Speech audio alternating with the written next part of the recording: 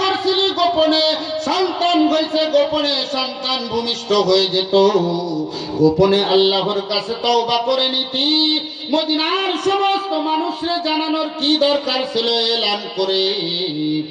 আল্লাহর নবীর চোখ দিয়ে, দুই চোখ দিয়ে দরদর করে পানি পড়ে।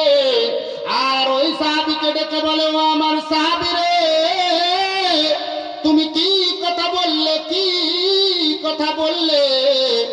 এই মহিলা যে তওবা করছে, এই তওবাটা যদি শুধু এই মহিলার না, সমস্ত মদিনার অধিবাসীদেরকে ভাগ করে দেওয়া হয়, সমস্ত মদিনার অধিবাসীদের জাহান্নাম থেকে বেঁচে জান্নাতে যাওয়ার জন্য এই মহিলার একার তওবাই যথেষ্ট।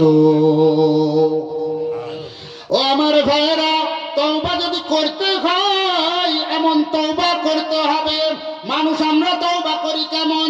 যখন একটু অসুস্থ হই তখন কই আল্লাহ নামাজ আর জীবনে ছাড়বো না।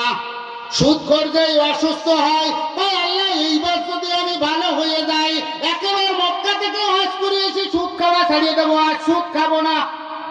2 দিন পরে আবার সেই সুস্থ হয়ে যায়, কয় আল্লাহ যখন আমার এই সুস্থতার নিয়ামত দিয়ে দেছে, আগে ছিল 1008 বারে 25টা, সামনেতে যেহেতু আল্লাহ নিয়ামত বাড়াই দেছে, এর জন্য আমার নিয়ামতও বাড়িয়ে যাবে, সামনেতে 1030টা দিতে হবে 8-এ।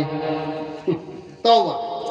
অসুস্থতার সময় হইল, মাসিক গালের এই পেস্টে যাচ্ছে আর ওই পেস্টে বেরোচ্ছে, তখন কিন্তু বিশাল তওবা করল যে আমি একবারে 5 ওয়াক্ত নামাজি হয়ে যাবো, ভালো হয়ে যাব। কিন্তু এই ভাই লিখে দিয়েছে গজল, গজল গাতি